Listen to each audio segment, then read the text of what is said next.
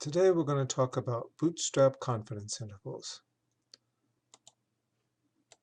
So in the first part of chapter 3, we saw that if we know or if we can estimate the standard error of a sample statistic, then we create a 95% confidence interval for the population parameter by sample statistic plus or minus 2 standard errors. For example, suppose we have a sample correlation coefficient of R equals 0.34. So this is based on some sample data in some situation, just not the whole population, just a sample. And suppose we're magically told that the standard error is 0.02. Then we can be 95% confident that the true population correlation coefficient, rho, is in the range 0.30 to 0.38. We took that 0.34, subtracted off twice the standard error to get 0.30, and then went back to the 0.34 and added twice that standard error. So if we're just given the standard error, we can find an interval in which we can be 95% confident that the true population proportion is in. That's great, but how do we find we can find a sample statistic by going out and collecting some data, but how do we find a standard error? Or how do we get a good estimate for it? Well, the key, excuse me, the key is bootstrapping. We estimate the standard error by repeated sampling with replacement from our original sample data. So let's see some examples of that to see how that works. So we're going to first find a 95% confidence interval for the proportion of men in the United States who have smoked 100 cigarettes in their lifetime. So let's go to our data sets.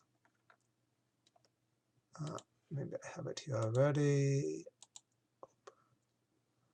Let's go to our health data and go to just men, because it asked about just men. And we want to know what proportion have smoked 100 cigarettes in their lifetime.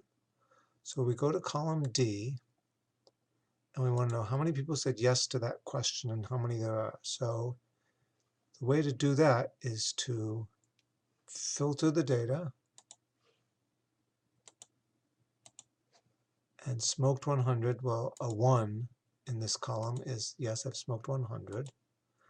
And down here at the bottom, it says 267 out of 478 records found. 267 out of 478.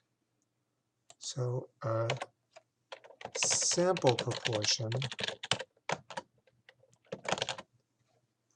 which is our p hat,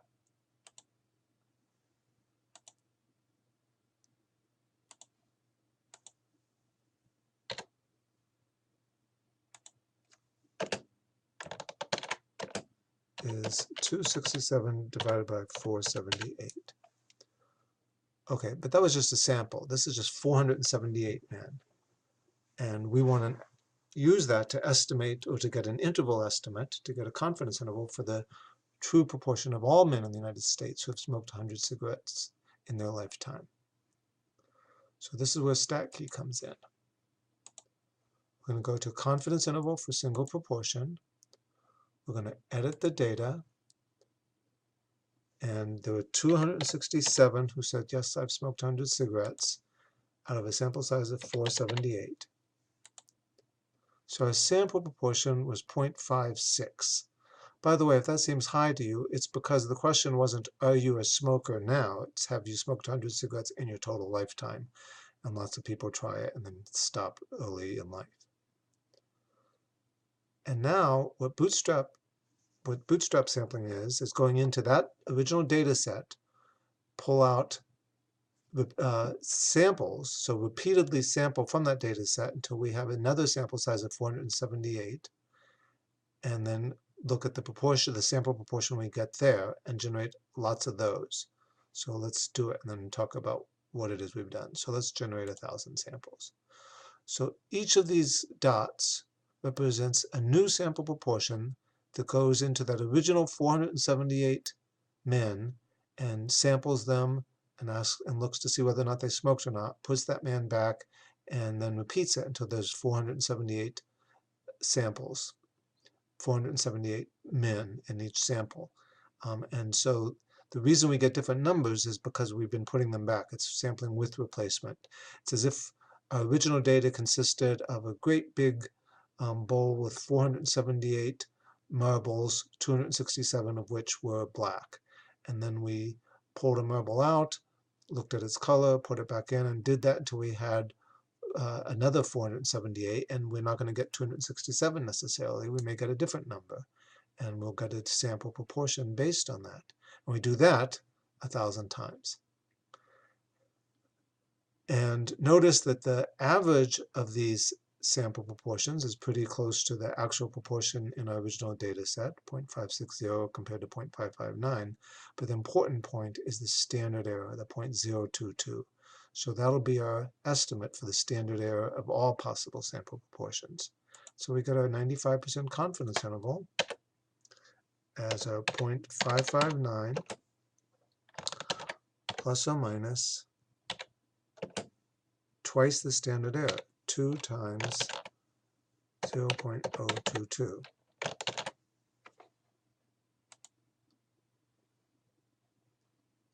Our sample proportion, 0.559, plus or minus twice the standard error. And then we pull out our calculator, and we see that our confidence interval is 0.559 minus 2 times 0.022, goes down to 0.515, and it goes up to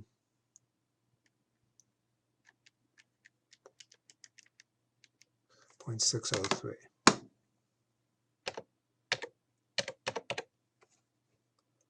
So we can be 95% confident that the true proportion of men in the United States who have smoked 100 cigarettes in their lifetime is between 51.5% and 60.3%. Well, what if we wanted a 99% confidence interval instead? Then how do we do that? Well, and we look at this same picture but a different way. Instead, we just look at the middle 99% of these numbers. And the way we do that is we click on two-tail. We change this to 0.99. And we see that a 99% confidence interval is 0.502 to 0.618. It doesn't change much. 0.502 to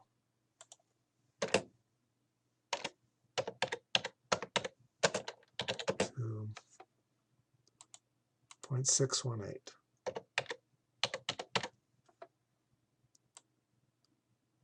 So it's a different way of using Bootstrap confidence and of using bootstrapping that can be useful if we want to have different levels of confidence. And it also is useful if our sample distribution doesn't look like that symmetric bell-shaped curve. So that's how we do it for proportions. What about for standard deviation? Well, the process is pretty similar. Find a 95% confidence interval for the standard deviation of the size of houses in Madison. So we will go to our Dane County homes data, go to the house size for Madison. So this is total finished square feet. Go to stat key, and now we don't want confidence interval for proportion. We want confidence interval for a single mean, median, or standard deviation. We edit our data, put in our home sizes,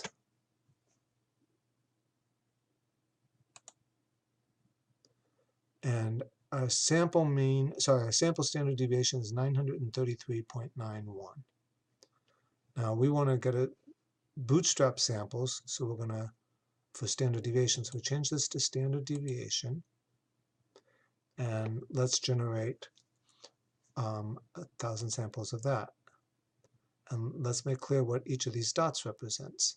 So each dot, this dot, the standard deviation is 971.8. We see over on the right down here.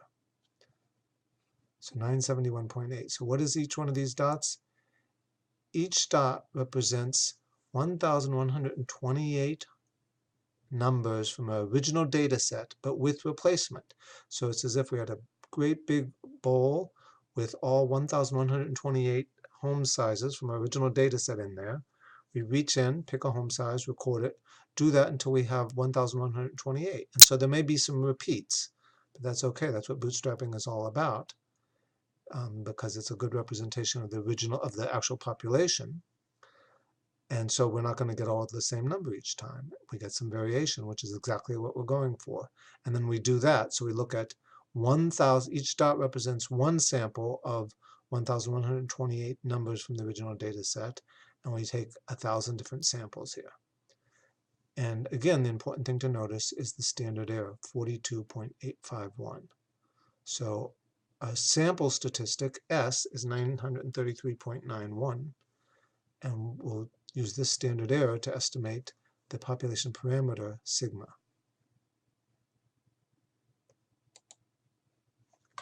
(933.91) plus minus, and what was my standard error? 42.851. So plus minus twice 42.851. Or, let's do the calculations.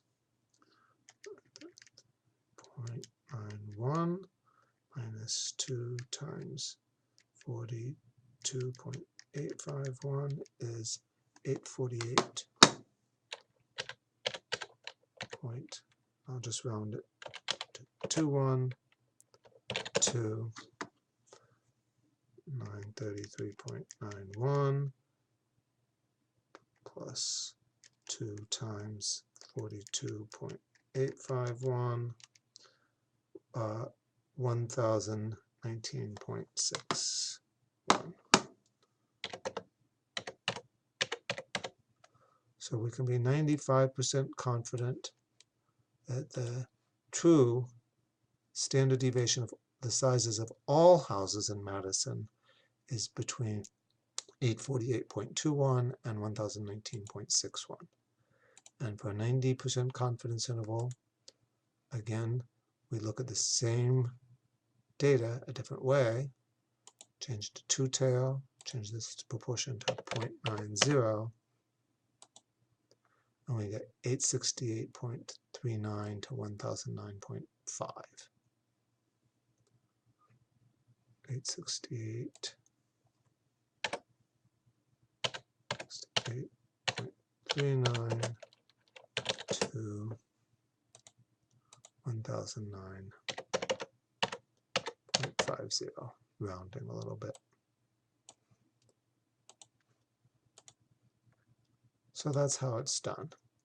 And why don't you try it by finding a 90% confidence interval or 95% confidence interval, actually do both of them, 90 and 95% confidence interval for the median of home prices. You'll do that by entering the same data that I just put in and say you're going for a median instead of standard deviation or mean.